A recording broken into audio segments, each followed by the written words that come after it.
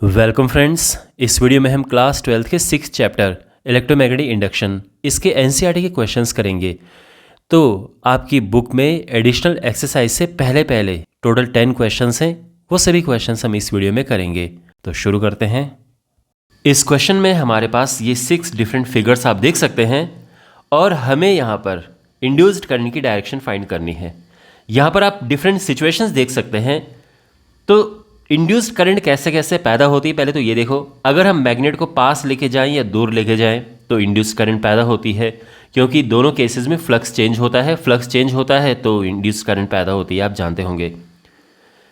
अगर आप सी देखें तो सी में भी ये जो टैपिंग की है जस्ट क्लोज की गई है। जस्ट क्लोज करने का मतलब ये है कि हम जीरो से करंट को किसी अमाउंट तक लेके जा रहे हैं, यानी करंट उस प्रोसेस में इंक्रीज हो रही है। तो जब तक करंट जीरो से किसी अमाउंट तक जाती है उस दौरान, उस ड्यूरेशन में इंड्यूस करंट पैदा होगा। बिकॉज करंट चेंज हो रही है तो उससे लिंक्ड मैग्नेटिक फील्ड चेंज होगा और जिससे फ्लक्स चेंज होगा। यहाँ पर आप डी में देख सकते हैं कि रो स्टेट सेटिंग चेंज हो रही है, यानी यहाँ पर इसको इधर मूव किया जा रहा है। अब ये करंट इंक्रीज कर रहा है या डिक्रीज कर रहा है ये मैं आपको बाद में समझाऊंगा, लेकिन होता दोनों केस में ही करंट चेंज होगा। करंट चेंज होगा तो मैग्नेटिक फील्ड चेंज होगा, जिसकी वजह से magnetic flux linked with this coil will change और इसकी वजह से इसमें इंड्यूस्ड करंट पैदा होगी। और यहाँ पे टैपिंग की जस्ट रिलीज्ड, यानी ये जो करंट इस सॉलिनॉइड में है ये किसी सिग्निफिकेंट अमाउंट से जीरो पर लेके आया जा रहा है। तो यहाँ पे भी करंट की इंटेंसिटी चेंज हो रही है, मैग्नेटिक फील्ड चेंज होगा तो इससे फ्लक्स चेंज होगा और इंड्यूस करंट पैदा होगी। तो यहाँ पर डिफरेंट सिचुएशंस हैं और डिफरेंट सिचुएशन में डिफरेंट तरह से इंड्यूस करंट पैदा की जा रही है और हमें उसकी डायरेक्शन बतानी है। अब इंड्यूस करंट की डायरेक्शन क्या डिसाइड करता है, तो उसके लिए है हमारे पास लेंज लॉ। लेंज लॉ क्या कहता है? ये कहता है कि इंड्यूस करंट की डायरेक्शन ऐसी होगी कि वो अपने प्रोडक्शन के कॉज को अपोज करेगी, यानी जिस वजह से इंड्यूस करंट पैदा होती है उस कॉज को अपोज करती है। ये है लेंज लॉ। अब इस चीज़ को मैं आपको एक एग्जाम्पल के माध्यम से समझाता हूँ। एक ये सर्कुलर लूप है और ये एक मैग्नेट है। इसको हम ये नॉर्थ और ये साउथ मान लेते हैं और ये मैग्नेट इसके पास आ रहा है। तो अब बिकॉज ये मैग्नेट है तो इससे मैग्नेटिक फील्ड लाइंस निकल रही होंगी, है ना, बिल्कुल इस तरह से। और जैसे जैसे मैग्नेट पास जाएगा तो मैग्नेटिक फील्ड लाइंस और इंक्रीज होती जाएंगी। तो क्या होगा कि flux linked with this loop is increasing. तो बिकॉज मैग्नेटिक फ्लक्स इंक्रीज हो रहा है तो डेफिनेटली इसमें एक इंड्यूस करंट पैदा होगी, क्योंकि जब फ्लक्स चेंज होता है तो इंड्यूस करंट पैदा होती है। अब इसमें क्या है कि इंड्यूस करंट पैदा हो रही है तो लेंज लॉ के अकॉर्डिंग इस इंड्यूस करंट की डायरेक्शन ऐसी होगी कि जो इस मैग्नेट को अपोज करे, यानी मैग्नेट पास आ रहे तो ये चाहेगा कि पास ना आए। अब पास ना आने का मतलब ये है कि रिपल्शन होना चाहिए, और रिपल्शन होने का मतलब है कि इसको अपने आप भी नॉर्थ पोल बनना होगा, यानी ये नॉर्थ पोल बनना चाहेगा। अब नॉर्थ पोल के लिए करंट की डायरेक्शन क्या होती है वो ये समझो। जब भी किसी करंट लूप में करंट की डायरेक्शन एंटी क्लॉकवाइज होती है तो नॉर्थ पोल होता है, और अगर करंट की डायरेक्शन क्लॉकवाइज हो, ये क्लॉकवाइज है, तो ये साउथ पोल होता है। इसको याद रखना बड़ा आसान है। नॉर्थ के अगर आप पॉइंट्स देखेंगे तो नॉर्थ के पॉइंट्स ऐसे जाते हैं और साउथ के पॉइंट्स ऐसे जाते हैं, है ना। तो नॉर्थ पोल, ये नॉर्थ पोल है एंटी क्लॉकवाइज करंट और ये साउथ पोल है क्लॉकवाइज करंट, ठीक है। तो इसमें ये नॉर्थ पोल बनेगा क्योंकि इसने इसको रिपेल करना है, अपोज करना है।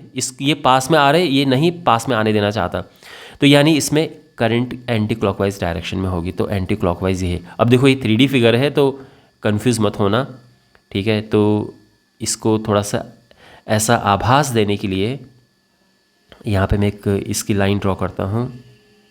तो ये इसकी एक्सिस है, ये इसकी एक्सिस, आप ये समझो कि एक्सिस है। तो किस तरफ झुका हुआ है आप ये देख सकते हैं। तो नॉर्थ पोल बनेगा एंटी क्लॉकवाइज।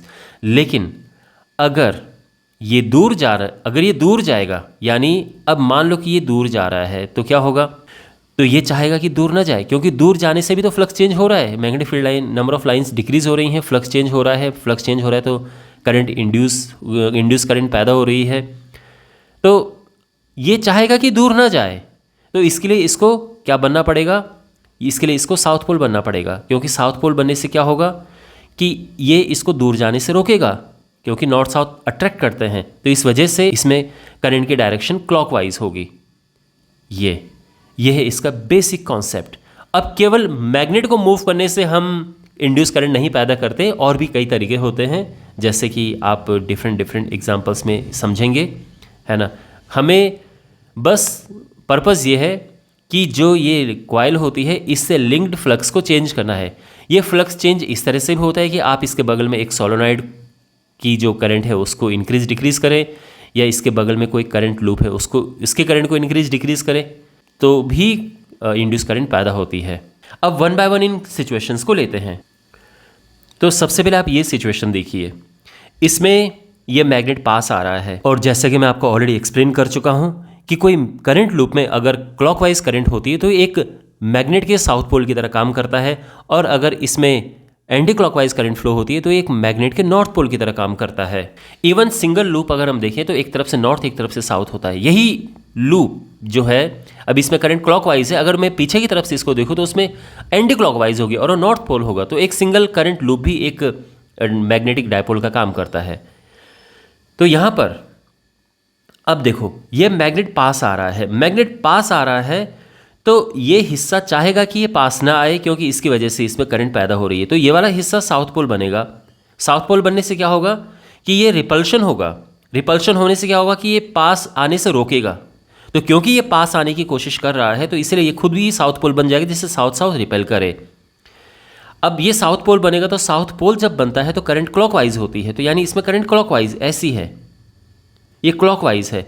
और अगर करंट ऐसी होगी तो करंट ऐसी है, फिर ऐसी होगी, ऐसी होगी, ऐसे, तो यानी करंट की डायरेक्शन इसमें है क्यू आर पी क्यू, यानी इसमें करंट की डायरेक्शन है क्यू आर पी क्यू, इस तरह से, ठीक है।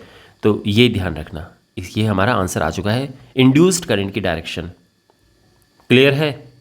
तो आई होप ये फर्स्ट वाला आपको समझ आ गया होगा। सेकंड, अब हमारे पास ये बी पार्ट है, इसमें आप मैग्नेट की डायरेक्शन देखिए, मैग्नेट इस तरफ जा रहा है, तो आप भी समझ गए होंगे, बिकॉज मैग्नेट इस तरफ जा रहा है तो ये तो बन जाएगा साउथ पोल, क्योंकि साउथ इस तरफ जा रहा है, ठीक है। अब ये साउथ पोल बनेगा तो उससे क्या होगा कि करंट इसमें होगी क्लॉकवाइज, ये करंट है। अब ये क्लॉकवाइज होगी तो देखो ये करंट कैसे जा रही है, ये इधर से जा रही है, तभी तो ये ऐसे जाएगी, तो ये है, तो यानी इसमें करंट की डायरेक्शन है वेट, ये ऊपर जा रही है ऐसे, तो पी आर क्यू, ये करंट की डायरेक्शन, ठीक है, पी आर क्यू, इस तरफ करंट जा रही, फिर ये जाएगी और ये साउथ पोल बनेगा। अच्छा, यहाँ से ये मैग्नेट जो है दूर जा रहा है, तो इधर वाली साइड क्या बनेगी, अब ध्यान से समझिए इस बात को, क्योंकि मैग्नेट दूर जा रहा है तो इधर वाली साइड चाहेगी कि नहीं ये दूर ना जाए, क्योंकि मैंने क्या कहा था, चेंज को अपोज करता है, यानी दूर जा रहे तो दूर भी नहीं जाने देगा, तो ये बनेगा साउथ पोल। अब इधर वाला साउथ पोल है तो इधर वाला बन जाएगा नॉर्थ पोल, है ना, ऑब्वियस सी बात है, ये साउथ है तो नॉर्थ है, और नॉर्थ का मतलब एंटी क्लॉकवाइज, एंटी क्लॉकवाइज यानी ये, तो ये करंट जाएगी ये यानी इस तरफ, और करंट की डायरेक्शन होगी इसमें वाई जेड एक्स, ठीक है। सी पार्ट है, इसमें जो टैपिंग की है उसको जस्ट क्लोज किया गया है। जस्ट क्लोज करने का मतलब ये है कि यहाँ पे जो करंट है वो ज़ीरो से इंक्रीज़ हो रही है, तो ज़ीरो से किसी अमाउंट तक जा रही है, मान लो कि ज़ीरो से ये कोई नंबर आई है, या इवन मैं 1 एम्पियर लिख देता हूँ, यहाँ तक करंट जा रही है। बिकॉज करंट इसमें इंक्रीज़ हो रही है तो ये बगल में जो कॉइल है ये चाहेगी इस चेंज को अपोज करना, तो ये इसकी डायरेक्शन इसकी ऑपोजिट होगी। तो जब इसमें करंट इंक्रीज़ होती है तो ये करंट ये क्या करता है, इसको अपोज, चेंज को अपोज करने की कोशिश करता है, और इसमें ऑपोजिट डायरेक्शन में करंट फ्लो होगी, वो ये है। तो अगर ये क्लॉकवाइज है तो ये एंटी क्लॉकवाइज है। ये सिंपल कॉन्सेप्ट इसको समझने का है ना। जब इसमें करंट इंक्रीज़ होगी तो इसमें करंट ये इसको अपोज करेगा, और जब करंट डिक्रीज़ होती है तो फिर सपोर्ट करता है, बोलता है कि अरे नहीं नहीं नहीं तुम डाई मत होना, मरना मत, है ना, और फिर इसकी करंट की डायरेक्शन साथ साथ होने लगती है। लेकिन अभी बिकॉज ज़ीरो से ऊपर उठ रहा है तो ये इस चेंज को अपोज करेगा और ये ऑपोजिट डायरेक्शन में फ्लो होगी, तो इसमें करंट की direction X Y Z, XYZ लिखो, XYZ X लिखो, बात एक ही है। तो ये करंट की डायरेक्शन है इसमें। अब डी पार्ट है, तो डी पार्ट में देखो रोस्टेड सेटिंग बीइंग चेंज्ड, ये सेटिंग इस तरह से चेंज हो रही है, यानी ये पॉइंटर इस तरफ जा रहा है। पहली बात तो ये समझना है आपको कि इससे करंट इंक्रीज़ हो रही है या डिक्रीज़ हो रही है, ये समझो आप। देखो कभी भी जब हमारे पास इस तरह से एक कोई इसको रियोस्टेट कहो या रोस्टेट कहो, जो भी है, यहाँ पर ये है पॉइंटर। अब देखो मान लो कि करंट फ्लो हो रही है, ये इस तरफ करंट यहाँ से फ्लो होके इधर आ रही है। तो अगर मैं ये जो पॉइंटर है यहाँ से लेके यहाँ पर जाता हूँ, यानी ये नई सिचुएशन यहाँ पर आ रही है, मैं यहाँ पर जाता हूँ, यानी ये मैं लेफ़्ट की ओर स्लाइड करता हूँ ये पॉइंटर को, तो बताओ करंट इसमें इंक्रीज़ होगी या डिक्रीज़ होगी। तो देखो आप खुद समझिए कि जब ये पॉइंटर यहाँ पे आएगा तो अब इस रेजिस्टेंस से होकर बस इतनी ही डिस्टेंस इस करंट को कवर करनी पड़ेगी, और यानी ये करंट अब इंक्रीज़ हो जाएगा क्योंकि अब इसमें रेजिस्टेंस कम है। लेकिन जब आप ये पॉइंटर पीछे करते हो, मान लो कि ये सिचुएशन है, यहाँ पर ये पॉइंटर हमने पीछे कर दिया है, तो अब यहाँ से लेके यहाँ तक इतनी डिस्टेंस इस करंट को कवर करनी पड़ेगी, यानी इतना रेजिस्टेंस इसमें रेजिस्टेंस इंक्रीज़ हो जाएगा और अब जो करंट है वो डिक्रीज़ हो जाएगी। तो ध्यान रखना, ये जो डिस्टेंस करंट को कवर करना पड़ता है ये डिसाइड करता है कि करंट इंक्रीज़ होगी या डिक्रीज़ होगी रियोस्टेट की सेटिंग में। यहाँ पे आप देखें तो ये पॉइंटर इस तरफ जा रहा है, यानी जो रेजिस्टेंस इस करंट को कवर करना पड़ेगा वो डिक्रीज़ हो रहा है, जिसकी वजह से करंट इसमें इंक्रीज़ होगी। तो करंट जो है इसमें इंक्रीज़ हो रही है, ये ध्यान रखना। ओके, और अब बिकॉज करंट इंक्रीज़ हो रही है तो इसके बगल में करंट की डायरेक्शन ऑपोजिट होनी चाहिए, क्योंकि इंक्रीज़ को अपोज करेगा वो। तो यानी इसमें करंट अगर इस तरफ है तो यहाँ पे करंट की डायरेक्शन ये होगी। समझ गए आप? तो इसका आंसर होगा ये इस तरफ है, यानी एक्स जेड वाई एक्स, ये है आंसर। ठीक है,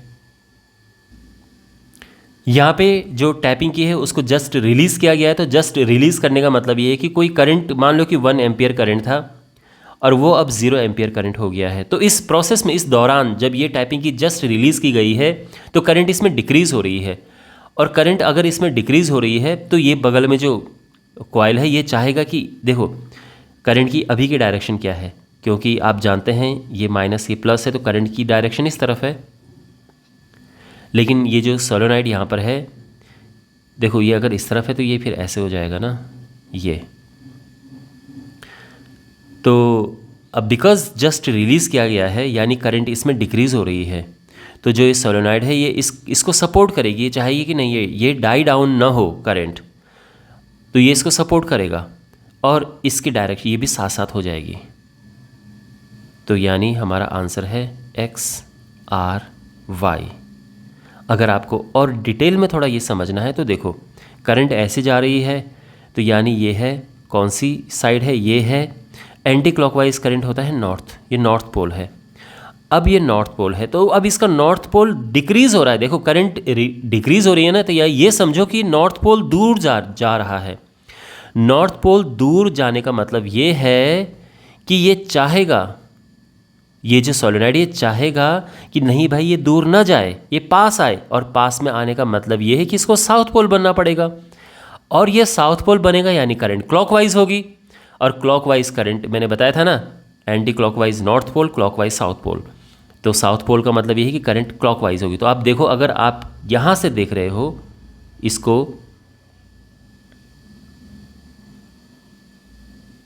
ये आपकी आँख है, ओके। अगर आप इसको यहाँ से देख रहे हो तो आपको क्लॉकवाइज दिख रहा है ना ये करंट, तो यस दैट्स वाई करंट की डायरेक्शन ये है X R Y. F part हमारे पास है, यहाँ पर ही करंट डिक्रीज़ हो रही है, डिक्रीज़। देखो करंट यहाँ पर इंक्रीज़ हो या डिक्रीज़ हो, there is no induced current.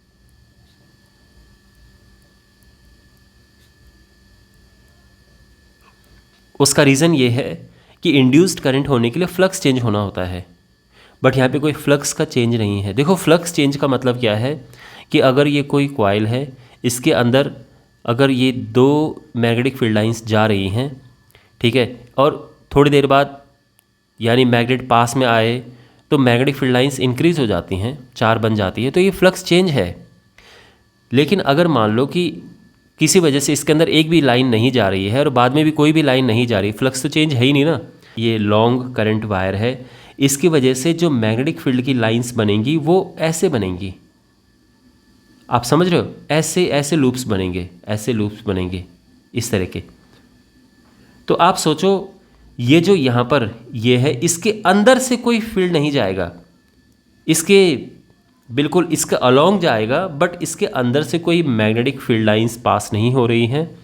Basically there is no flux change. ये जो लूप है जिसमें इंड्यूस करंट की डायरेक्शन हमें बतानी है, फ्लक्स ही नहीं है तो फ्लक्स भी क्या चेंज होगा, पहले भी कोई फील्ड लाइन नहीं जा रही हैं, तो फ्लक्स में तो मैग्नेटिक फील्ड इनटू एरिया होता है ना, बी ए कॉस थीटा। तो अब मैग्नेटिक फील्ड लाइंस उसके अंदर जा ही नहीं रही हैं, ठीक है। या अगर हम इस सिचुएशन में कहें कि यहाँ पे जो थीटा है वो 90 डिग्री है, क्योंकि मैग्नेटिक फील्ड लाइन तो ये हैं, बट जो एरिया है उसकी डायरेक्शन प्लेन के परपेंडिकुलर होती है, तो दोनों के बीच में 90 डिग्री का एंगल है, आप ये समझ सकते हैं। तो देयर इज़ नो फ्लक्स, पहले भी फ्लक्स नहीं है, अब करंट चाहे इंक्रीज़ करो या डिक्रीज़ करो, बाद में भी फ्लक्स नहीं होगा। तो जब फ्लक्स है ही नहीं तो फ्लक्स चेंज भी क्या होगा, वो भी ज़ीरो होगा, and there is no induced current. Okay, use Lenz's law to determine the direction of induced current in the situations described by figure 6.19। यहाँ पर आप 2 फिगर्स देख सकते हैं, इसमें हमें करंट की डायरेक्शन बतानी है। तो देखो पहले फिगर में क्या हो रहा है, इसका एरिया इंक्रीज हो रहा है, इसको इस तरह से खींचा जा रहा है तो एरिया इसका बढ़ेगा। दूसरे में क्या हो रहा है कि इनको यहाँ से और यहाँ से अंदर दबाए जा रहे हैं तो इसका एरिया डिक्रीज हो रहा है। तो हमें करंट की डायरेक्शन बतानी है। तो ए पार्ट पहले हम ये वाला करते हैं। A wire of regular shape turning into a circular shape, यानी एक ऐसी शेप है, ये प्रॉपर सर्कुलर शेप इसका बन रहा है, बेसिकली एरिया इंक्रीज हो रहा है। अब आप एक बात समझो, जब भी हम ये देखते हैं कहीं पे ये वाला साइन, तो इसका क्या मतलब है, इसका मतलब है कि नॉर्थ से साउथ की ओर मैग्नेटिक फील्ड जा रहा है, जाता है। यानी देखो ये पेपर के अंदर जा रहा है, पेपर के अंदर, इनसाइड द पेपर और इनटू द पेपर। अब आप जानते हैं जो मैग्नेटिक फील्ड की डायरेक्शन होती है that is north to south. तो इसका मतलब ये है कि ऊपर की तरफ, यानी ऊपर जहां मैं हूं, जहां से मैं बात कर रहा हूं, ये है नॉर्थ, और पेपर के अंदर यानी इस पेपर के अंदर है साउथ, और यहाँ से अंदर की तरफ मैग्नेटिक फील्ड जा रहा है। तो अब आप समझ गए नॉर्थ कहाँ है, साउथ कहाँ है। जब आप यहाँ पर ऐसा देखते हैं तो ये है ये आउटवर्ड है, आउटवर्ड, ठीक है ना, आउटसाइड ऑफ द पेपर। तो it is coming out of the paper.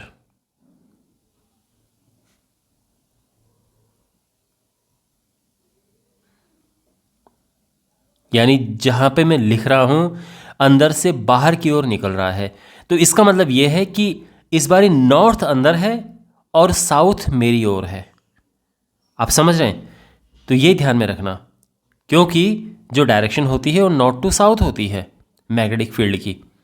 तो because coming out of paper यहाँ पर है, तो यानी अंदर नॉर्थ है और बाहर साउथ है। अच्छा, वापस ए पे आते हैं।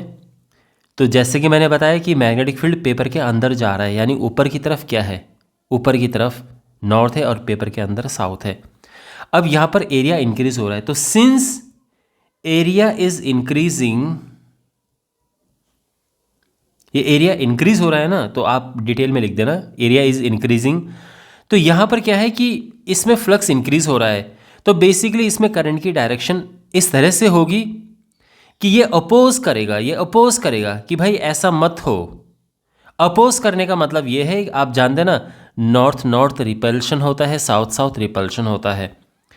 तो ये पोल में करंट की डायरेक्शन ऐसे होगी कि एक रिपल्शन होगा। अब रिपल्शन के लिए क्या करना, क्या होगा, अब आप ढंग से इस बात को सुन लो जो मैं कहने जा रहा हूँ। मैंने आपको बताया कि नॉर्थ से साउथ की ओर यहाँ पर मैग्नेटिक फील्ड जा रहा है इस ए में, यानी नॉर्थ मेरी तरफ है, ऊपर की तरफ नॉर्थ है, ठीक है, आपको ये दिख नहीं रहा होगा, बट ऊपर की तरफ यानी जहाँ से मैं बोल रहा हूँ ये नॉर्थ है। तो रिपल्शन होने के लिए ये जो लूप है इसको भी नॉर्थ पोल बनना पड़ेगा, यानी इसकी जो ऊपर वाली साइड इसको नॉर्थ पोल बनना पड़ेगा, तभी तो नॉर्थ नॉर्थ रिपल्शन होगा। और नॉर्थ पोल बनने के लिए मैंने आपको कहा था, मैंने पिछले क्वेश्चन में आपको एक्सप्लेन किया था कि जब एंटी क्लॉक करंट फ्लो होती है तो नॉर्थ पोल बनता है। तो यानी इसमें एंटी क्लॉकवाइज करंट फ्लो हो रही है, तो इसका मतलब इसमें डायरेक्शन है ADCB। ये करंट की डायरेक्शन है। क्यों ऐसी है मैं आपको फिर से बता रहा हूँ, क्योंकि नॉर्थ से साउथ, यानी नॉर्थ ऊपर की तरफ है, साउथ नीचे की तरफ है, इसमें मैग्नेटिक फील्ड फ्लो कर रहा है। बिकॉज एरिया इंक्रीज हो रहा है तो इसमें ये इस चेंज को अपोज करेगा, यानी ये विरोध करेगा इस बात का कि ये एरिया इंक्रीज क्यों हो रहा है, यानी ये रिपल्शन होगा। और रिपल्शन करने के लिए इसको भी नॉर्थ होना चाहिए, क्योंकि नॉर्थ नॉर्थ रिपेल होगा। मेरी साइड नॉर्थ है तो इसको भी नॉर्थ होना चाहिए। अगर आप पेपर के अंदर से देखोगे तो पेपर के अंदर साउथ है, और आपको पेपर के अंदर की तरफ से ये लूप आपको क्लॉकवाइज दिख रहा होगा अगर आप पेपर के अंदर की तरफ जाओ, क्योंकि कोई भी लूप अगर एक तरफ से एंटी क्लॉकवाइज होता है तो उसकी दूसरी तरफ आप जाओगे तो साउथ तो क्लॉकवाइज बन जाएगा वो, इसीलिए। तो इसका ये आंसर है। अब इस पे आते हैं बी पार्ट पे। यहाँ पर देखो मैग्नेटिक फील्ड अंदर से बाहर निकल रहा है, यानी अंदर नॉर्थ है और बाहर साउथ है, तो मेरे और साउथ है, यानी पेपर के ऊपर साउथ है। अब ये इसका एरिया डिक्रीज हो रहा है, तो एरिया डिक्रीज होने के लिए अब यानी फ्लक्स कम हो रहा है, तो यानी यहाँ पर ये अट्रैक्शन होगा, क्योंकि ये चाहेगा कि ये डिक्रीज ना हो, तो यहाँ पर अट्रैक्शन होगा इस बार। तो यहाँ पर अगर ऊपर यहाँ पर साउथ है तो इसको बनना होगा नॉर्थ,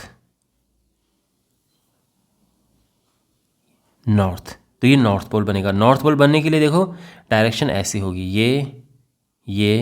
ये इस तरह से, है ना। इन्होंने नाम इसमें ये चेंज कर दिया है, यानी A डैश है, D dash, C dash, B dash, ये है। तो ये जो है इस तरफ, यानी नॉर्थ पोल बनेगा, एंटी क्लॉकवाइज करंट फ्लो होगी। मैं फिर से बता देता हूँ नॉर्थ पोल क्यों बनेगा। मैग्नेटिक फील्ड पेपर के अंदर से बाहर निकल रहा है, क्योंकि इस पॉइंट का मतलब होता है आउटवर्ड फील्ड, है ना, क्योंकि ये एरो है, एरो होता है ना, तीर, एरो, ये पेपर से बाहर निकल रहा है, तो पेपर से बाहर निकल रहा है तो हमें उसका पॉइंट दिख रहा है। अगर हम पहली बार भी बात करें तो हमें एरो का पीछे वाला हिस्सा दिख रहा है, इसलिए हमें क्रॉस दिखता है। तो एक एरो है जहाँ पे क्रॉस का मतलब पेपर के अंदर ये एरो जा रहा है, और पॉइंट का मतलब पेपर के अंदर से एरो बाहर निकल रहा है, तो यानी मैग्नेटिक फील्ड लाइन्स इसमें बाहर निकल रही हैं। और सिंस डायरेक्शन मैग्नेटिक फील्ड की नॉर्थ टू साउथ होती है, यानी साउथ हमारी तरफ है, ऊपर की तरफ है, और बिकॉज ये एरिया डिक्रीज हो रहा है, area of the loop is decreasing, तो एरिया डिक्रीज, तो ये इस चेंज को रोकने की कोशिश करेगा, और ये इसको सपोर्ट करेगा। कहने का मतलब है कि अट्रैक्शन होगा इस बार, और अट्रैक्शन होने के लिए क्या है, क्योंकि मैंने आपको कहा कि मेरी साइड तो साउथ है, तो इसको नॉर्थ बनना होगा जिससे कि अट्रैक्शन हो। और नॉर्थ बनने के लिए इसमें करंट एंटी क्लॉकवाइज फ्लो होगी, और एंटी क्लॉकवाइज का मतलब क्या है, D dash, C dash, B dash, A dash, D dash, इस तरफ से ऐसे ये होगा। तो ये हमारा आंसर है। A long solenoid with 15 turns per centimeter has a small loop of area 2 centimeter square placed inside the solenoid normal to its axis। देखिए एक सोलोनॉइड है ये, यहाँ पे इसके इनसाइड एक लूप रखा गया है इसके एक्सिस के परपेंडिकुलर, तो एक लूप इस तरह से ये रखा गया है, ठीक है। ये परपेंडिकुलर है, ध्यान रखना, यानी ये मैग्नेटिक फील्ड इसके अंदर से होके जा रहा है ऐसे। तो अगर हम इस मैग्नेटिक फील्ड को इंक्रीज या डिक्रीज करेंगे तो क्या होगा कि इसका फ्लक्स चेंज होगा। अब क्या होता है देखो, if the current carried by the solenoid changes steadily from 2 ampere to 4 ampere in 0.1 second, what is the induced EMF in the loop while the current is changing। तो देखो ये करंट यहाँ से फ्लो हो रही है, और पहले 2 एम्पियर थी, और उसके बाद ये 2 एम्पियर से 4 एम्पियर में स्टेडीली ये करंट चेंज हुई। अब होगा क्या इससे, करंट चेंज होने की वजह से जो मैग्नेटिक फील्ड है सोलोनॉइड का वो स्ट्रॉन्गर होगा। अगर इंक्रीज करंट हो रही है तो मैग्नेटिक फील्ड स्ट्रॉन्गर होगा। इससे क्या होगा कि नंबर ऑफ फील्ड लाइंस इस लूप के थ्रू इंक्रीज होंगी, यानी magnetic flux linked with this loop will increase. अब मैग्नेटिक फ्लक्स अगर इंक्रीज होगा तो ऑब्वियसली आप जानते हैं जब मैग्नेटिक फ्लक्स चेंज होता है तो इंड्यूस्ड ईएमएफ पैदा होता है और उसकी वजह से इंड्यूस्ड करंट बनती है। देखो मैं आपको बताता हूँ कि कैसे हम इसमें आगे बढ़ेंगे। तो हमेशा पीछे से हम करना शुरू करते हैं क्वेश्चन को, ये पता करते रहते हैं कि हमें क्या क्या चीज़ें चाहिए। जैसे हमें इंड्यूस्ड ईएमएफ चाहिए, तो ये तो आप जानते हैं कि ये जो ईएमएफ होता है that is delta phi upon delta T कहो या सिंपली टी कहो, बात एक ही है, या basically D phi upon D T होता है। मैंने मोड इसीलिए लगाया बिकॉज अगर नेगेटिव साइन आए तो भी हम पॉजिटिव लिखेंगे at in the end. Basically ये हो जाता है change in flux phi two minus phi one upon T. अब फ्लक्स का फॉर्मूला क्या है, तो फ्लक्स होता है बी ए कॉस थीटा, है ना। अब इसमें थीटा बिकॉज हम इस लूप को परपेंडिकुलर लगेंगे तो इस चक्कर में जो लूप का एरिया वेक्टर और जो फील्ड लाइन्स हैं वो पैरेलल हो जाती हैं। तो यानी यहाँ पे फिलहाल बी ए लेके चलो। और बी कैसे निकलेगा, तो बी का फॉर्मूला होता है mu naught N I, N number of turns per unit length है। ये है प्रोसेस, आप समझ गए। तो यानी पहले हमें मैग्नेटिक फील्ड निकालना है B1 B2, फिर हमें फ्लक्स निकालना है फाई वन फाई टू, और फिर यहाँ से हम ईएमएफ निकाल देंगे। तो अब आप समझ गए ना कैसे हम इस क्वेश्चन में आगे बढ़ेंगे। तो सबसे पहले मैग्नेटिक फील्ड निकालेंगे when current I1 is 2 ampere. तो यहाँ इस केस में मैग्नेटिक फील्ड क्या होगा, लेकिन उससे पहले देखो इसमें कुछ इन्फॉर्मेशन है वो हम लिख देते हैं जो गिवन इन्फॉर्मेशन है क्वेश्चन में गिवन है टर्न्स पर सेंटीमीटर यानी स्मॉल n। तो ये है 15 turns per centimetre, but SI system में मीटर में यूनिट लिखते हैं तो इसको मीटर में कन्वर्ट करेंगे। और आप जानते हैं कि एक मीटर में 100 सेंटीमीटर होते हैं। तो अगर 1 सेंटीमीटर में 15 टर्न्स हैं तो 1 मीटर में कितने टर्न्स होंगे, 1500। तो बेसिकली जो स्मॉल n है वो 1500 है। एरिया गिवन है दैट इज़ 2 सेंटीमीटर स्क्वायर। इसको भी मीटर स्क्वायर में कन्वर्ट करेंगे तो 10 की पावर -4 का मल्टीप्लाई हो जाएगा। ये एरिया ऑफ दिस लूप की बात हो रही है, ठीक है। ओके, अब मैग्नेटिक फील्ड ऑफ दिस जो सोलेनोइड का मैग्नेटिक फील्ड है व्हेन करंट इज़ 2 एम्पियर। तो फॉर्मूला होता है मैग्नेटिक फील्ड का म्यू नॉट एन आई। तो फर्स्ट केस में हम B1 लिखेंगे और करंट I1 हो जाएगा। म्यू नॉट होता है 4 pi into 10 raise to the power -7। n 1500 यहाँ पर है और I1 जो है दैट इज़ 2। तो पाई की वैल्यू हम बाद में रख देंगे, अभी नहीं रखते हैं। ये हो जाएगा 15 15 दूने 30 120। तो 120 हुआ, उसके बाद 00 ये लग गए और फिर पाई भी है into 10 raise to the power -7 tesla. ये क्लियर है। उसके बाद है मैग्नेटिक फील्ड व्हेन करंट। अब करंट जो है वो I2 ले लेते हैं दैट इज़ 4 एम्पियर। तो इस केस में जो B2 होगा अगेन सेम फॉर्मूला हम अप्लाई करेंगे। तो 4 pi into 10 raise to the power -7। Number of turns ये हैं, करंट 4 एम्पियर है और ये हो जाएगा 24,000 pi into 10 raise to the power -7 tesla. B1 हमें मिल चुका है, B2 हमें मिल चुका है। तो फ्लक्स चेंज हो रहा है। पहले फ्लक्स हम फाइंड करेंगे इस सिचुएशन में जब मैग्नेटिक फील्ड ये है, दूसरा बारी फ्लक्स हम फाइंड करेंगे तो ये है। तो बेसिकली फ्लक्स इन केस 1। तो जब पहला केस है उसको फ्लक्स को φ1 नाम देते हैं that is B1 into A. 12,000 pi into 10 raise to the power -7। Area is जो अभी यहाँ पे हमने लिखा है 2 into 10 raise to the power -4। और मैग्नेटिक फ्लक्स की यूनिट होती है वेबर, ये है। अच्छा 2 का मल्टीप्लाई करेंगे, ये आ जाएगा 1000 पाई इंटू 10⁻⁻11 वेबर, ये हो गया है। अब दूसरे केस में फ्लक्स फाइंड करते हैं। तो फ्लक्स इन केस 2, तो ये है B2A। B2 है 24,000 pi into 10⁻⁻7 area is again the same,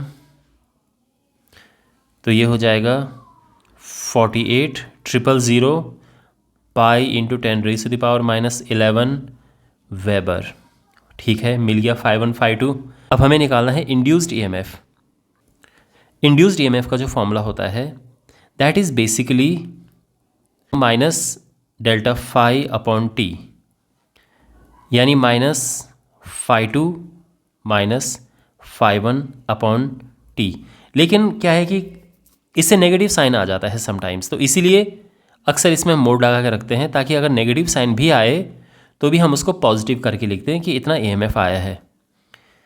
तो यहाँ पे हम वैल्यूज़ पुट करेंगे।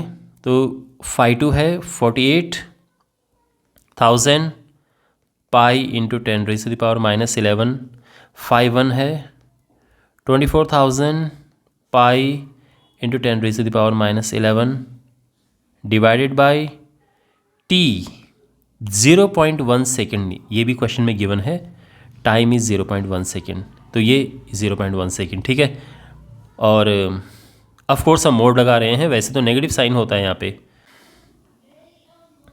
24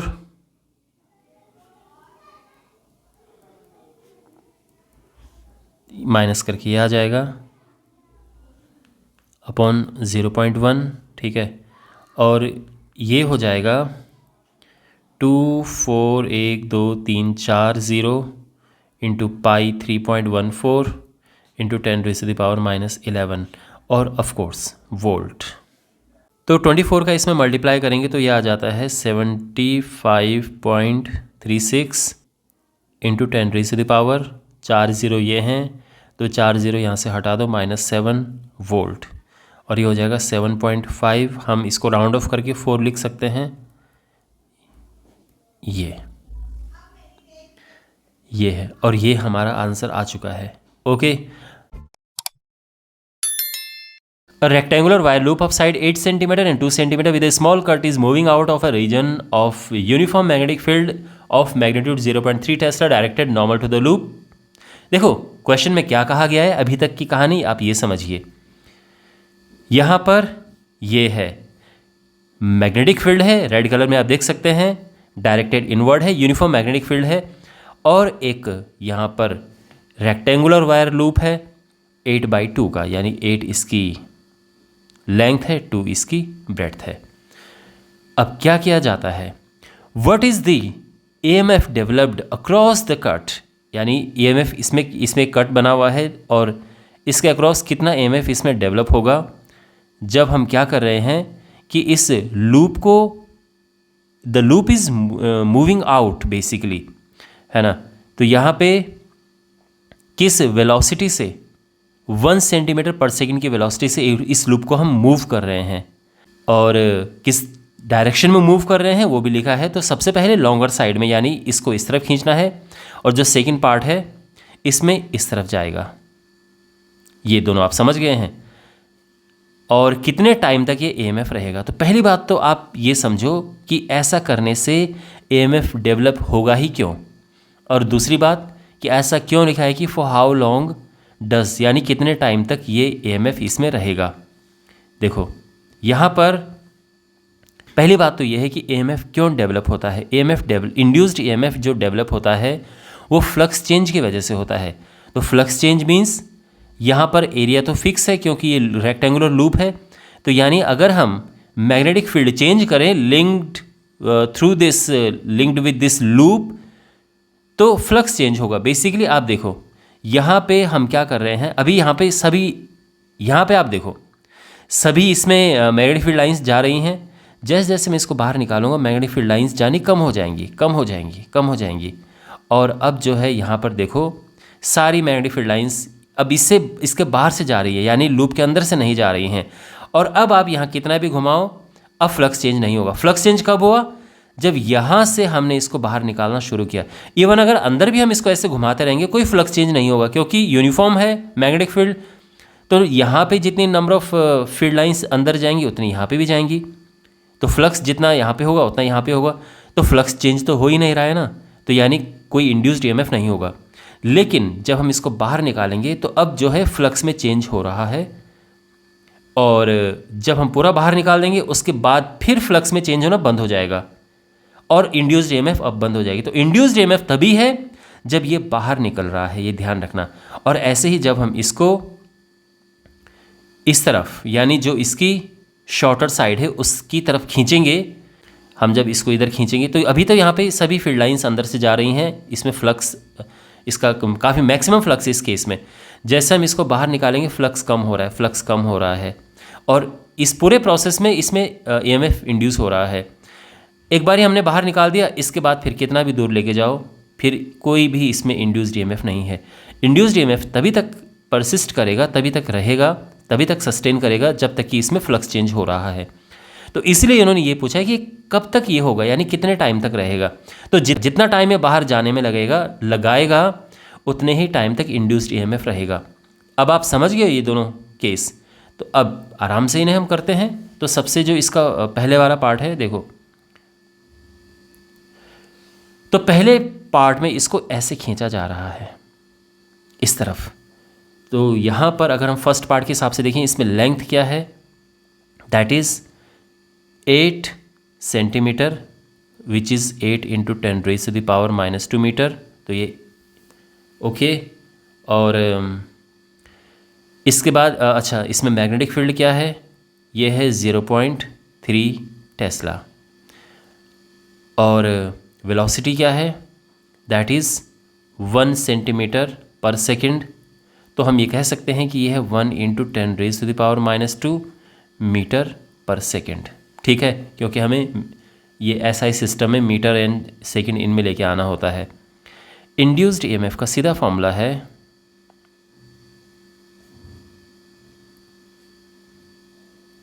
BLV। ये फॉर्मूला ध्यान रखना, BLV है।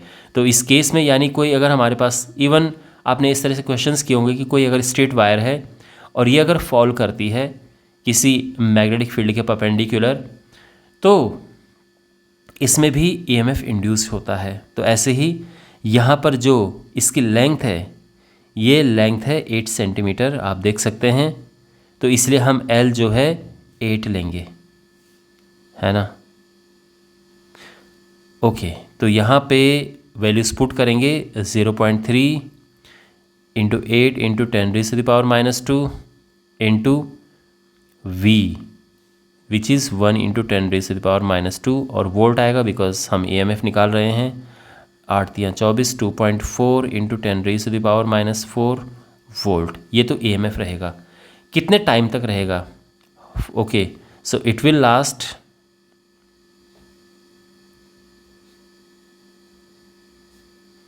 फॉर, कितने टाइम तक रहेगा? तो ऑब्वियस सी बात है, डिस्टेंस कितना कवर करना पड़ रहा है, इतना कवर करना पड़ा है ना इस लूप को बाहर निकालने के लिए। तो आप जानते हैं कि डिस्टेंस अपॉन स्पीड करके हम टाइम निकाल देते हैं। तो डिस्टेंस है 2 सेंटीमीटर और जो स्पीड है दैट इज़ 1 सेंटीमीटर/सेकंड। तो बेसिकली ये 2 सेकंड आ गया है। आप चाहो तो मीटर एंड उसमें कन्वर्ट कर सकते हो तो भी आंसर 2 सेकंड ही आएगा, क्योंकि देखो 1 सेकंड में 1 सेंटीमीटर चला है तो 2 सेकंड में 2 सेंटीमीटर चलेगा। तो ये EMF 2 सेकंड तक परसिस्ट करेगा, उसके बाद फिर बंद हो जाएगा, क्योंकि 2 ही सेकंड इस लूप को यहाँ से बाहर आने में लगेंगे। ये है, तो ये बात समझ आ गई। अब इसका हम करते हैं B पार्ट, यहीं पे ही करते हैं ये इस स्पेस में। इस बारी हम क्या कर रहे हैं, इस बारी हम इस तरफ इसको खींच रहे हैं। अब जब इधर खींचेंगे तो देखो जो L लगेगा वो तो ये है जो कि मैग्नेटिक फील्ड के परपेंडिकुलर हम इसको लेके जा रहे हैं। बेसिकली हम ये कोशिश करते हैं कि BLV तीनों परपेंडिकुलर रहे हैं। आप ये सोच रहे होंगे कि पहले केस में जब हम इसको यहाँ खींच रहे थे तो हमने ये क्यों नहीं लिया। उसका रीज़न ये है कि इसमें कोई EMF इंड्यूस नहीं होगा। इसकी वजह से क्यों नहीं होगा, बिकॉज ये जो लेंथ है ये तो वेलोसिटी के साथ साथ जा रही है, तो यहाँ पर बी एल वी तीनों परपेंडिकुलर हम लेते हैं। बी एल वी, ये ध्यान रखना, तो बी एल वी ये ध्यान रखना, ये परपेंडिकुलर होंगे। देखो फर्स्ट केस में तीनों परपेंडिकुलर हैं। आप सोचो, ये अलग बात है कि हम अगर कुछ किसी एंगल पे हो तो हम इसमें साइन थीटा भी यूज़ करते हैं, B L V sine theta भी होता है, बट इन जनरल इसमें इस तरह से हम लेते हैं। अब आप देखो इसमें फील्ड नीचे की तरफ है, अच्छा यानी देखो ना फील्ड नीचे की तरफ है, और जो एल है वो इस तरफ है, ये एल ये है, ये इस तरफ है, और इसको बाहर ये वी इस तरफ है, तो तीनों परपेंडिकुलर है। अगर आप नोटिस करें यहाँ पर ऐसा नहीं है, मतलब इसके साथ ऐसा नहीं है, है ना। यानी अगर ये जो साइड है ये बाहर आ रही है तो एल भी इसी तरफ है और वी भी इसी तरफ होगा, तो इसलिए हम उसको नहीं लेंगे। तो तीनों परपेंडिकुलर हों, आप ये ध्यान रखना। अब जैसे सेकंड केस आप समझो, यहाँ पर ये वेलोसिटी है जिससे हम इसको बाहर खींच रहे हैं, मैग्नेटिक फील्ड नीचे की तरफ है, और लेंथ हम कौन सी लेंगे, जो वेलोसिटी के परपेंडिकुलर होगा, यानी ये 2 सेंटीमीटर ये हमारी लेंथ होगी, जो हम एल लेंगे, ये वाला 2 सेंटीमीटर, ठीक है ना। तो यहाँ पर L is 2 centimetre which is 2 × 10⁻⁻² metre. Magnetic field तो सेम ही है, वेलोसिटी भी सेम है, तो इंड्यूस्ड ईएमएफ होगा इसमें इस बारी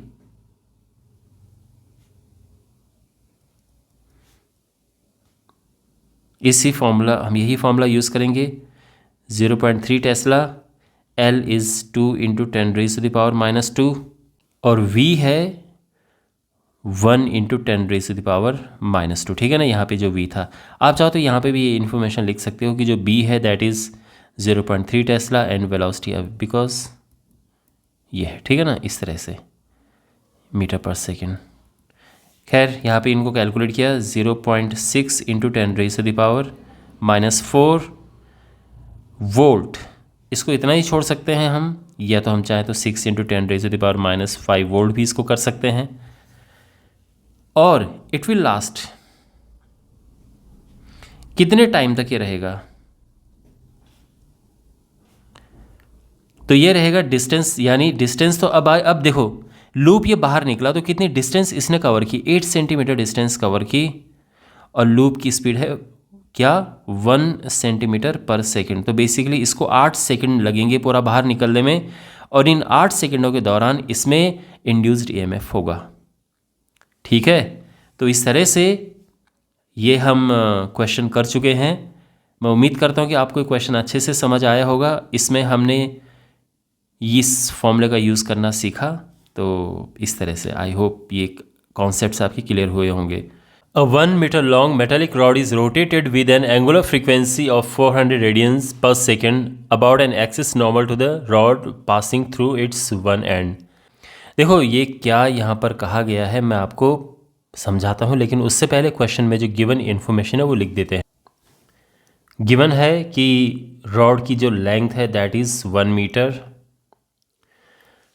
एंगुलर स्पीड दी है यहाँ पे, रेडियन पर सेकंड एंगुलर स्पीड होती है, ठीक है। तो आप एंगुलर फ्रीक्वेंसी इससे कंफ्यूज मत करना, ये ओमेगा है दैट इज़ 400।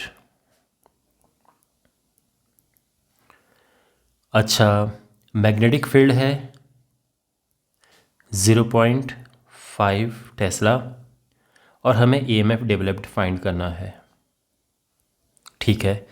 देखिए हो क्या रहा है यहाँ पे कि एक यूनिफॉर्म मैग्नेटिक फील्ड है, और यहाँ पर एक मेटालिक रॉड है, तो ये एक मेटालिक रॉड है, और इसको घुमाया जाता है किस तरह से, देखो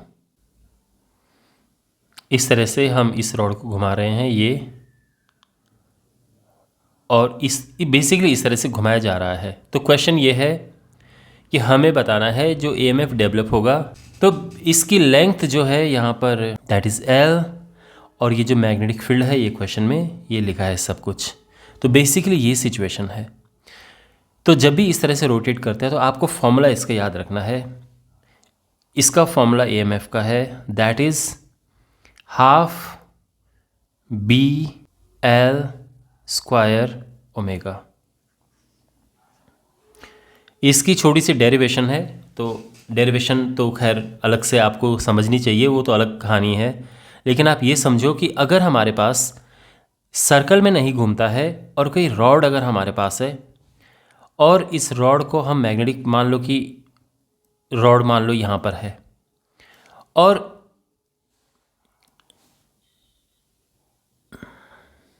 ऐसा कोई अरेंजमेंट है और आप इस रॉड को ऐसे मूव कराते हो, आप इस रॉड को ऐसे मूव कराते हो, तो इस केस में इसकी लेंथ अगर मान लो L है तो इंड्यूस्ड ईएमएफ का फॉर्मूला होता है BLV। BLV V है किस वेलोसिटी से हम इसे मूव कर रहे हैं। लेकिन जब ये इस तरह से रोटेट करता है जैसे कि मैंने आपको बताया था सर्कल में, तो यहाँ पर डिफरेंस ये आता है कि ईएमएफ हो जाता है BL और V की जगह पे हम एवरेज उसकी वेलोसिटी लिखते हैं तो वो 0 + V/2 हो जाता है, बेसिकली हाफ हो जाता है इसके। और आपने सुना होगा फॉर्मूला कि जो V है दैट इज ओमेगा × L, है ना, angular velocity angular speed into radius. तो इस वजह से जो ये फॉर्मूला है ये बन जाएगा ये that's why we have this formula. और अब हम इन वैल्यूज़ को पुट करेंगे यहाँ पे तो ये हो जाएगा 1/2 × 0.5 × 1² × 400 और ये करेंगे काटेगा 200 आएगा, 2 का मल्टीप्लाई करके 1 तो ये 100 वोल्ट, ये हमारा आंसर है। A circular coil of radius 8 cm and 20 turns is rotated about its vertical diameter with an angular speed this in a uniform horizontal magnetic field of magnitude this। देखो एक horizontal magnetic field है uniform और इस horizontal uniform magnetic field में एक circular coil है, तो ये एक सर्कुलर कॉयल है और ये रोटेट कर रही है। देखो मैंने सिंगल लूप बना रखा है लेकिन ये कॉयल इसमें 20 टर्न्स हैं और ये रोटेट कर रही है एक वर्टिकल कोई एक्सिस है उसके अबाउट, यानी ये जो एक वर्टिकल एक्सिस है इसके अबाउट ये कॉयल रोटेट कर रही है। अब आप यहाँ पे थोड़ा सा आप सोचिए कि रोटेट करेगी तो क्या होगा। देखो इस अवस्था में तो कोई भी मैग्नेटिक फील्ड लाइन है इस कॉयल के अंदर से होकर नहीं जा रही है, लेकिन जब कॉयल ऐसी हो जाएगी, आप सोचो कॉयल जब बिल्कुल मतलब घूम के क्योंकि रोटेट कर रही है और बिल्कुल ऐसी हो जाएगी, तो सोचो यहाँ से कितनी सारी लाइंस जाएंगी, यहाँ से तो काफ़ी सारी लाइंस जाएंगी मैग्नेटिक फील्ड लाइंस। उसके बाद जब वापस घूम के फिर ऐसे आ जाएगी तो फिर यहाँ से कोई भी मैग्नेटिक फील्ड लाइन नहीं जाएगी। तो आप समझ रहे हो, यानी कभी कभार तो इसके अंदर से बहुत सारी मैग्नेटिक फील्ड लाइंस जा रही हैं, उसमें फ्लक्स इसका मैक्सिमम होगा, और जब लाइन बिल्कुल नहीं जाएगी एक पल ऐसा भी आएगा उसमें फ्लक्स इसका मिनिमम होगा, 0 होगा इनफैक्ट अगर कोई भी लाइन नहीं जाएगी। तो इसका फ्लक्स कॉन्स्टेंटली चेंज हो रहा है और जब flux linked with a coil changes तो उसमें इंड्यूस्ड ईएमएफ होता है और यहाँ पर ये कॉन्स्टेंटली रोटेट करेगा तो जो ईएमएफ है इसकी वैल्यू भी चेंज होती रहेगी। और किस तरह से मिलेगा हमें, तो जो इंड्यूस्ड ईएमएफ है वो हमें इस तरह से मिलेगा, बिल्कुल ये इस तरह से। ये इंड्यूस्ड ईएमएफ, कभी ईएमएफ मैक्सिमम होगा फिर कभी 0 भी हो जाएगा, फिर ये नेगेटिव में चला जाएगा यहाँ, फिर ये 0 होगा, फिर यहाँ मैक्सिमम चला जाएगा ऐसे। तो ये जो इसकी वैल्यू है ये मैक्सिमम वैल्यू है, यानी यहाँ पर ईएमएफ की वैल्यू मैक्सिमम है। दिस इज ई मैक्सिमम भी कह सकते हैं और ई नॉट भी कह सकते हैं हम, ये समझ आ रहा है। और अगर मैं एक पूरी साइकिल की बात करूँ, देखो यहाँ से चलना शुरू किया, इसने घूमना शुरू किया और ये हाफ साइकिल है और यहाँ तक ये फुल साइकिल है, तो पूरा फुल साइकिल है यहाँ तक, ये यहाँ तक हाफ साइकिल है। ठीक है, अभी तक का सब समझ आ गया आपको, बहुत बेसिक चीज़ है ये।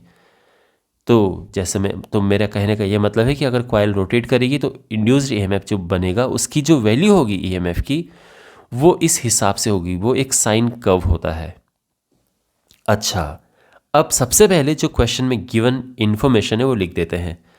तो गिवन है जो कॉइल का रेडियस है, ये गिवन है, तो radius of the coil 8 centimetre end of course ये हो जाएगा 8 × 10⁻⁻² मीटर। पर हमें वैसे एरिया की ज़रूरत पड़ती है तो वैसे मैं इसको आर ले लेता हूँ, और जब हमें एरिया चाहिए होगा तो उसमें हम लगा देंगे पाई आर स्क्वायर, यानी पाई तो है अपना 3.14 और आर है 8 इंटू 10⁻⁻², इसका स्क्वायर। और फिलहाल के लिए आप यहाँ पे ऐसा छोड़ सकते हैं, बट ये मीटर स्क्वायर ऐसा हो जाएगा। ये एरिया ऑफ द कॉइल है। अच्छा, और क्या है इसमें? Number of turns.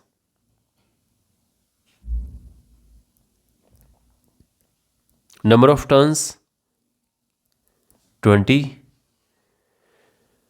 Angular speed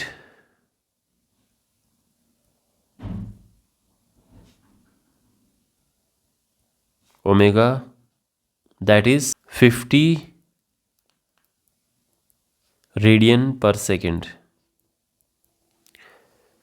उसके बाद मैग्नेटिक फील्ड है,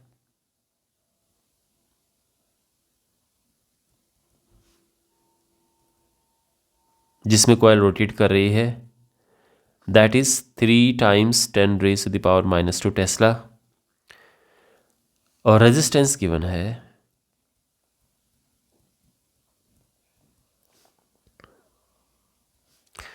10 ओम। ये सब इंफॉर्मेशन समझ आ गई? ओके, हमें क्या क्या फाइंड करना है? मैक्सिमम ईएमएफ,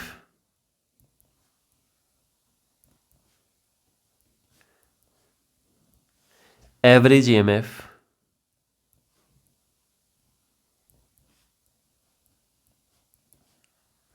मैक्सिमम करंट,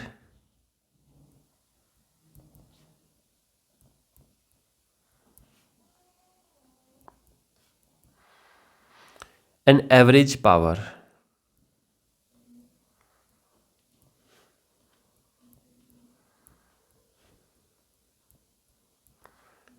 ये चीज़ें हमें फाइंड करनी है। तो अभी तक सब समझ आ रहा है ये पूरा क्वेश्चन? ठीक है, मैंने आपको फिगर बना के समझाया कि इंड्यूस्ड ईएमएफ कैसे पैदा होता है ऐसा रोटेट करने से कॉइल को, और फिर मैंने गिवन इन्फॉर्मेशन लिखी है, जो चीज़ें फाइंड करनी वो लिखा है। अब इनको कैलकुलेट करते हैं। तो देखो, सबसे पहले मैक्सिमम इंड्यूस्ड ईएमएफ और एवरेज इंड्यूस्ड ईएमएफ का फॉर्मूला क्या होता है ये समझ लेते हैं। देखो, जो इंस्टेंटेनियस इंड्यूस्ड ईएमएफ का फॉर्मूला होता है, यानी किसी भी पल, किसी भी मोमेंट अगर आपको इंड्यूस्ड ईएमएफ फाइंड करना है, उसका फॉर्मूला होता है NBA omega sine omega T. ये कैसे हुआ है मैं थोड़ा सा आपको समझा देता हूँ। ईएमएफ होता है माइनस d∅/dt। फाई आप जानते हैं फ्लक्स, तो negative rate of change of flux होता है इंड्यूस्ड ईएमएफ। अगर नंबर ऑफ टर्न्स इसमें गिवन है तो इसमें हम n लगा देते हैं। तो ये बेसिकली फॉर्मूला है। यहाँ पर जो फाई है, इसका क्या फॉर्मूला है? ये होता है BA cos थीटा। आपने सुना होगा, बहुत पॉपुलर फॉर्मूला है फ्लक्स का। फाई इज फ्लक्स, फ्लक्स का फॉर्मूला BA cos थीटा होता है।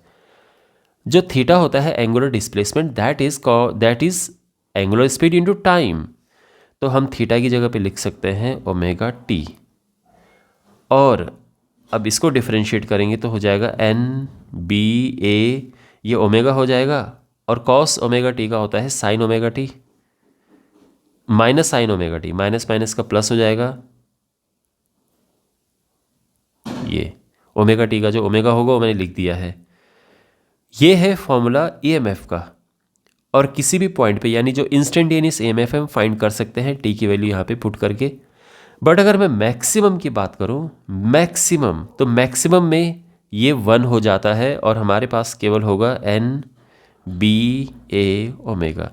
तो ये सभी फॉर्मूलाज हैं, आपको याद रखने चाहिए। एक ये है, और इसी से ही फिर ये भी बना है कि मैक्सिमम वैल्यू क्या होती है।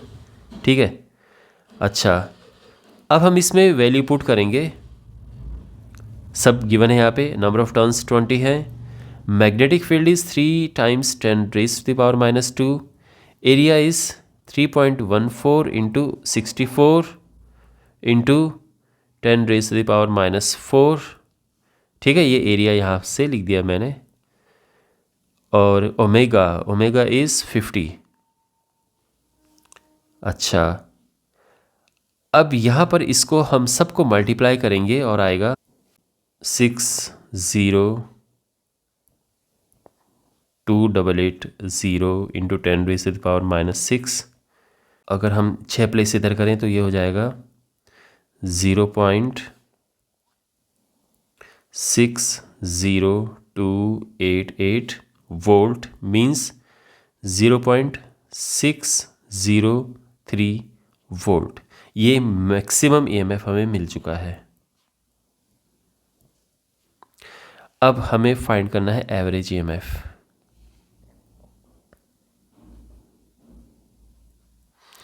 एवरेज ईएमएफ देखो बहुत ही आसान है ये देखना। एवरेज ईएमएफ में आप वन कंप्लीट साइकिल की यहाँ पे हम कब बात करते हैं, वन कंप्लीट साइकिल यानी यहाँ से लेके और बिल्कुल जो है यहाँ तक, ये जो वन कंप्लीट साइकिल है यहाँ से यहाँ तक, यहाँ से यहाँ तक सोचो आप। यहाँ पर क्या है कि जितना ये पॉजिटिव है उतना ही नेगेटिव है, जितना आप देख सकते हैं ईएमएफ पॉजिटिव है उतना ही नेगेटिव है, और इस वजह से जो एवरेज ईएमएफ होता है दैट इज़ 0। वैसे भी जब हम average value of sine theta की बात करते हैं ओवर अ फुल साइकिल वो 0 होती है, क्योंकि जितना वो पॉजिटिव होता है उतना नेगेटिव होता है। तो एवरेज ईएमएफ यहाँ पे 0 है। अब मैक्सिमम करंट,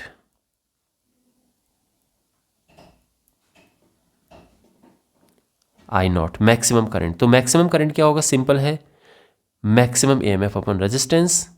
मैक्सिमम ईएमएफ है 0.603, रेजिस्टेंस 10 है, 10 ओम, तो ये हो जाएगा 0.0603 एम्पियर।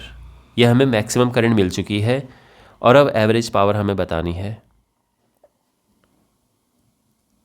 देखो एवरेज पावर का जो डिटेल्ड फॉर्मूला है वो तो आप अगले चैप्टर में पढ़ेंगे, बट एवरेज पावर का फॉर्मूला यहाँ पर आप पढ़ सकते हैं कि half of E not I not है।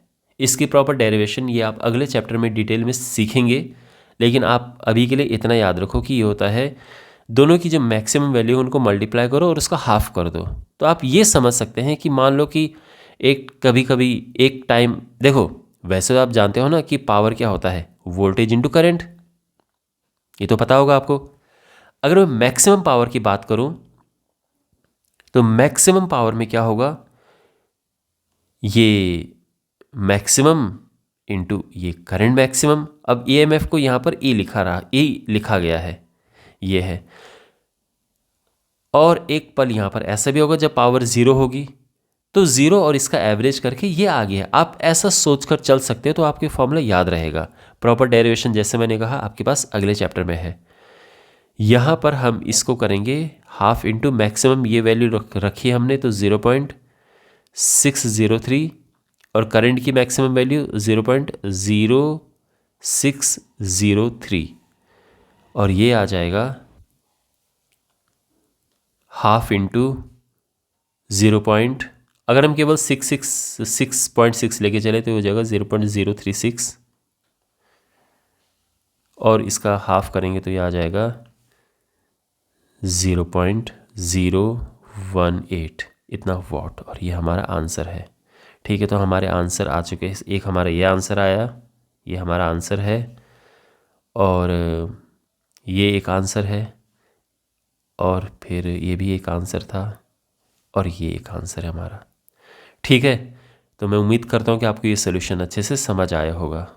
A horizontal straight wire 10 meter long extending from east to west is falling with a speed 5 meter per second at the right angles to the horizontal component of Earth's magnetic field। देखो आपको मैं question समझाता हूँ। एक wire है वो east to waste extended है इस तरह से, तो ये ईस्ट है आप जानते हैं और ये वेस्ट है, नीचे फॉल हो रही है, तो ये इस तरह से नीचे फॉल हो रही है। जो मैग्नेटिक फील्ड है वो आप जानते हैं अर्थ का मैग्नेटिक फील्ड, जो अर्थ्स मैग्नेटिक फील्ड होता है उसमें मैग्नेटिक फील्ड लाइंस साउथ से निकल के नॉर्थ में जाती हैं। तो अगर हम horizontal component of magnetic field की बात करें तो अब थोड़ा ये 3D टाइप का फिगर बनेगा। तो यहाँ पर ये हो गया है, ये है, तो इस तरह इस डायरेक्शन में मैग्नेटिक फील्ड है, ये साउथ है और ये नॉर्थ है। Horizontal component of magnetic field. इस तरह से आप देख सकते हैं तीनों परपेंडिकुलर है, ये परपेंडिकुलर है, ये परपेंडिकुलर है, इस तरह से, है ना। तो इसमें हमें अब क्वेश्चन में क्या है कि इसकी स्पीड दी है, किस स्पीड से फॉल कर रहा है, इसकी लेंथ दी है और अर्थ्स मैग्नेटिक फील्ड दिया है। तो तीनों को यहाँ पे लिखते हैं। Length of the wire 10 metre, जो स्पीड है 5 metre per second, horizontal component of earth's magnetic field BH, and this is 0.30 times 10 raised to the power minus 4 weber per metre square. Okay, तो सबसे पहले जो फर्स्ट पार्ट है हमें find करना है induced EMF in the wire. ये जो वायर है इसमें EMF फाइंड करना है। देखो इस तरह से जब ये फॉल होता है वायर, तो EMF इज सिंपली BLV। ठीक है, ये आपने देखा होगा फॉर्मूला BLV। सो इसमें वैल्यूज पुट करेंगे और हमारा आंसर हमें मिल जाएगा। It's not very difficult. Length 10 and speed is 5 और यहाँ पर ये आ जाएगा ये 315 1.5 into 10 raise to the power minus 3 volt. अब इसका बी पार्ट है और इसमें हमें इस वायर में इंड्यूस्ड EMF की डायरेक्शन फाइंड करनी है। डायरेक्शन ऑफ EMF हम फाइंड करेंगे फ्लेमिंग के राइट हैंड रूल से। तो फ्लेमिंग का राइट हैंड रूल क्या है, देखो यहाँ पे आप ये देख सकते हैं राइट हैंड की अगर थंब एंड फर्स्ट 2 फिंगर्स को आप इस तरह से स्ट्रेच करें कि तीनों एक दूसरे के परपेंडिकुलर होने चाहिए।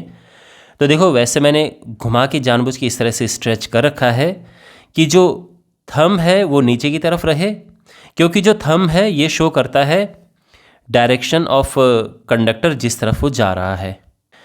ये मैग्नेटिक फील्ड शो करता है इंडेक्स फिंगर, और जो ये मिडिल फिंगर है ये शो करता है डायरेक्शन ऑफ इंड्यूस्ड EMF या इंड्यूस्ड करंट।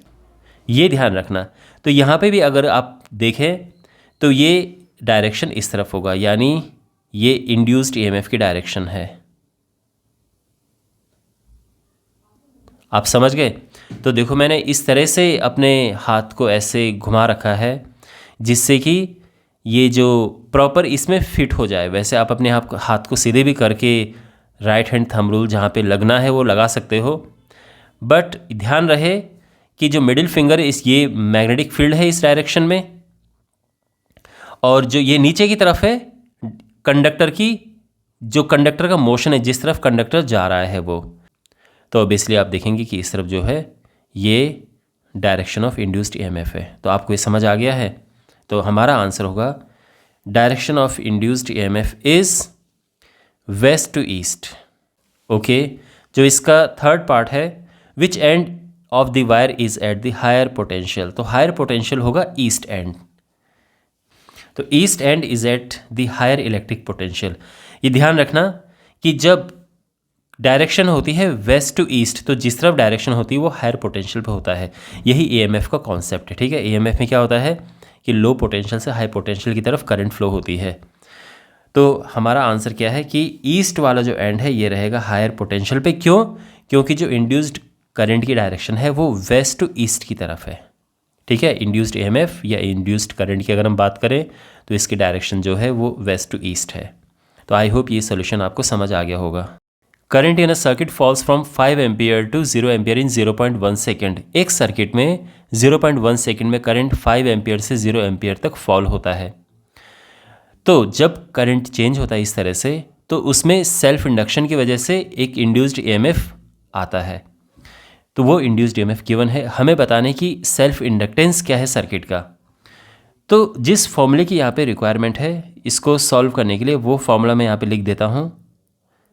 ये है ये, इसमें E ये induced EMF, L is self inductance, ये चेंज इन करंट है और ये टाइम है। तो यहाँ पे जो गिवन इन्फॉर्मेशन क्वेश्चन में है वो लिख देते हैं।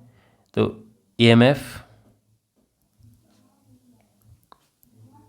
200 volt, change in current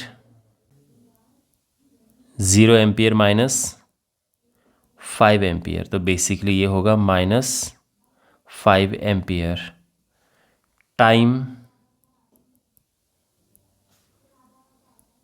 that is 0.1 second, और हमें फाइंड करना है सेल्फ इंडक्टेंस।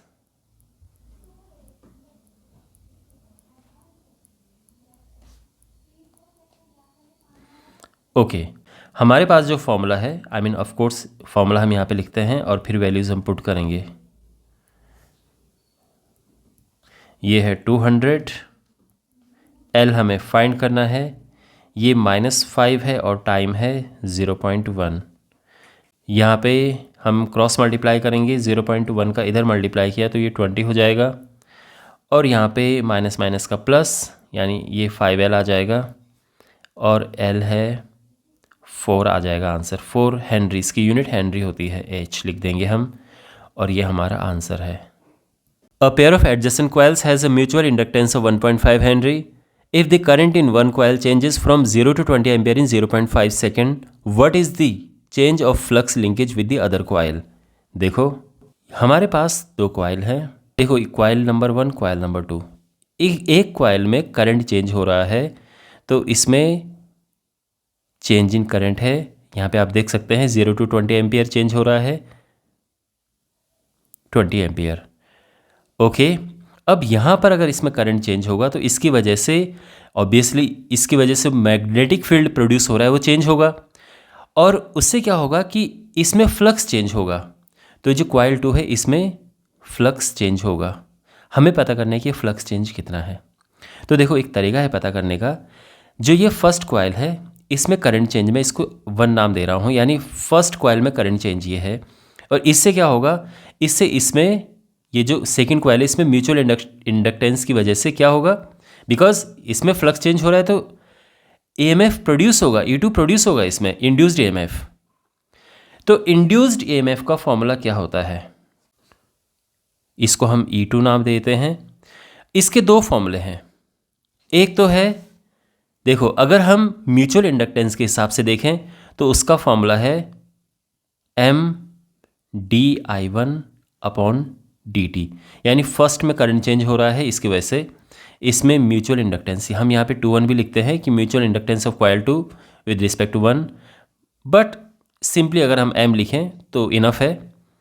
ये इसका फॉर्मूला है, ये समझ आ गया। दूसरा फॉर्मूला ऑल्सो आप जानते हैं कि जो EMF होता है वो rate of change of flux होता है, dφ/dt। मैं नेगेटिव साइन यहाँ इग्नोर कर रहा हूँ हर जगह पे, ठीक है, वैसे नेगेटिव साइन लगता है, यहाँ पे भी लगता है, यहाँ पे भी, बट मैं नेगेटिव साइन को इग्नोर कर रहा हूँ। ओके, तो यहाँ तक सब आप समझ गए। अब हम इनको अगर इक्वेट करते हैं, देखो ये भी E2 है, मैं फिर से आपको बता रहा हूँ कि इसमें जो इंड्यूस्ड EMF होगा वो किस वजह से है, क्योंकि इसमें करंट चेंज हो रहा है, तो करंट चेंज होने की वजह से इसमें फ्लक्स चेंज होगा, ये आप जानते हैं। तो दोनों तरह से EMF इसमें निकल सकता है, या तो हम इस फॉर्मूले का यूज़ करें तो इसमें EMF निकलेगा, और अगर हमें पता है कि इसमें फ्लक्स कितना चेंज हो रहा है कॉइल सेकंड कॉइल में, तो भी हमें EMF मिल जाता है। तो बेसिकली दोनों तरह से हम इंड्यूस्ड EMF फाइंड कर सकते हैं। तो हम इसको इक्वेट कर देते हैं, तो dφ2 यानी अदर कॉइल में जो फ्लक्स चेंज है, बेसिकली यही हमें पता करना है,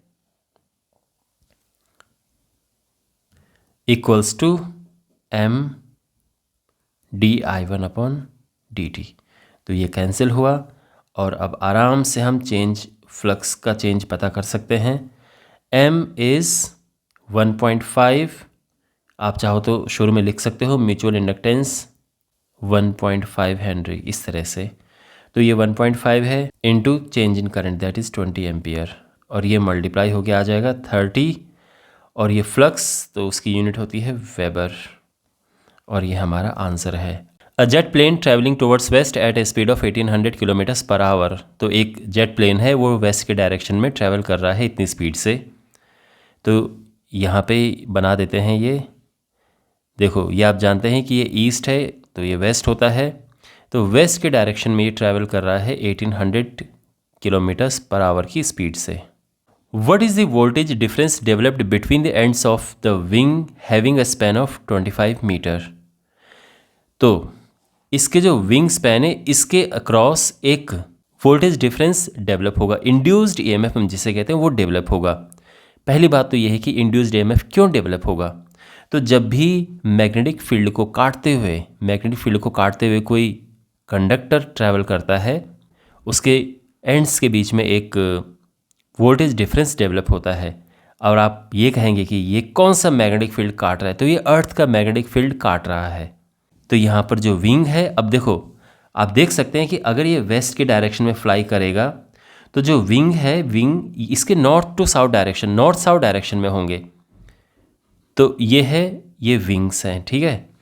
और ये आप जानते हैं नॉर्थ है और ये साउथ है। मैं थोड़ा 3D फिगर बनाने की कोशिश कर रहा हूँ अर्थ के हिसाब से, जो हमें पूरा दिखे, ईस्ट वेस्ट नॉर्थ साउथ और ऊपर नीचे सभी हमें एक में ही सही से समझ आ जाए। तो ये विंग स्पैन है एंड ये विंग स्पैन गिवन है 25 मीटर।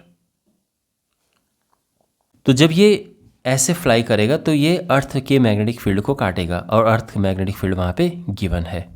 तो हमें फाइंड करना है voltage difference developed between the ends of the wings. तो ये इंड्यूस्ड ईएमएफ है और इंड्यूस्ड ईएमएफ का फॉर्मूला होता है इस सिचुएशन में BLV।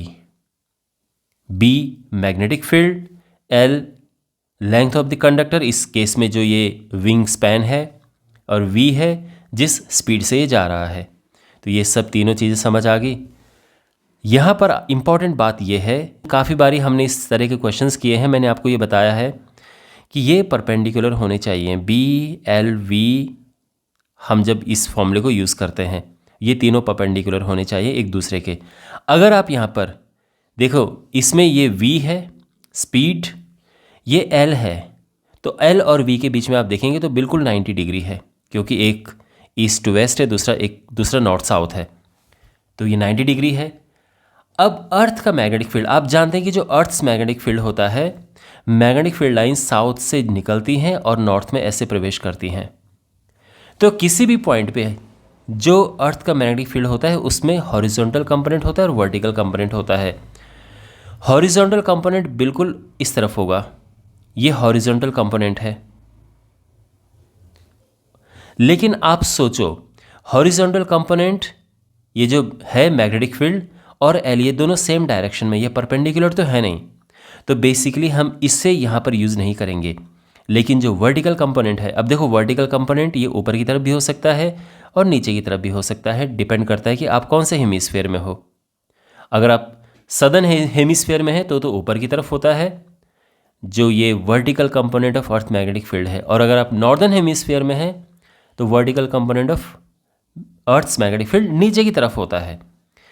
और अब आप नोटिस करो कि ये बिल्कुल परपेंडिकुलर है, तो यानी यहाँ पर हम यूज़ करेंगे vertical component of earth's magnetic field, horizontal नहीं यूज़ करेंगे। तो ये बात समझ आ गई। ओके, तो अब हम यहाँ पर सबसे पहले तो जो गिवन इन्फॉर्मेशन है उसको अच्छे से लिख देते हैं। Speed of the jet plane ये है 1800 किलोमीटर्स पर आवर, बट हम इसे कन्वर्ट करेंगे ऑफ कोर्स मीटर पर सेकंड में। 5/18 का मल्टीप्लाई करते हैं तो मीटर पर सेकंड आ जाता है, ये कटेगा 100, 500 आ जाएगा, 500 मीटर पर सेकंड। ठीक है, तो स्पीड आ चुकी है इसकी। अब जो ये स्पैन है, तो विंग स्पैन, ये L का काम करेगा इस फॉर्मूले में, लेंथ ऑफ द कंडक्टर का, एंड दैट इज़ 25 मीटर। अब इसके बाद vertical component of earth's magnetic field, और ये होता है B साइन थीटा, जहाँ पे थीटा एंगल ऑफ डिप है, इसका ध्यान रखना। तो यहाँ पर जो ये B है अर्थ्स मैग्नेटिक फील्ड गिवन है, तो 5 × 10⁻⁻⁴, और इसमें आ जाएगा साइन 30 डिग्री। देखो, आई होप आपको पता होगा, 5th चैप्टर में आपने पढ़ा होगा कि जो वर्टिकल कंपोनेंट होता है ये होता है B sine theta, horizontal component B cos theta होता है। ठीक है, तो हम वर्टिकल कंपोनेंट दे रहे हैं इसलिए हम साइन लगाएंगे। अच्छा, साइन 30 होता है हाफ, तो ये हो जाएगा 5 × 10⁻⁻⁴ इंटू हाफ, और बेसिकली ये आ जाएगा 2.5 × 10⁻⁴ टेस्ला। ठीक है, तो तीनों ही चीज़ें आ चुकी हैं और अब आराम से हम फाइंड कर सकते हैं जो यहाँ पे पूछा गया है। तो क्या पूछा गया है, तो यहाँ पर जो ये लैंग्वेज है उसी को हम फॉलो करेंगे। The voltage difference developed between the ends of the wing. तो ये है E equals to vertical component of magnetic field LV। तो वैल्यूज पुट करते हैं। ये 2.5 टाइम्स 10⁻⁻⁴, L इज़ 25 और V है 500। तो यहाँ पे हम मल्टीप्लाई करेंगे 25 इंटू 25 625 इंटू 5 होता है 3125, और यहाँ पर ये 2 ज़ीरो हैं, पॉइंट है तो ये 1 ज़ीरो हट जाएगा और ये हो जाएगा, इस तरह से लिख देते हैं पहले, और ये आ जाएगा 3.125 वोल्ट। और ये हमारा आंसर आ चुका है। आई होप आपको ये सॉल्यूशन अच्छे से समझ आया होगा।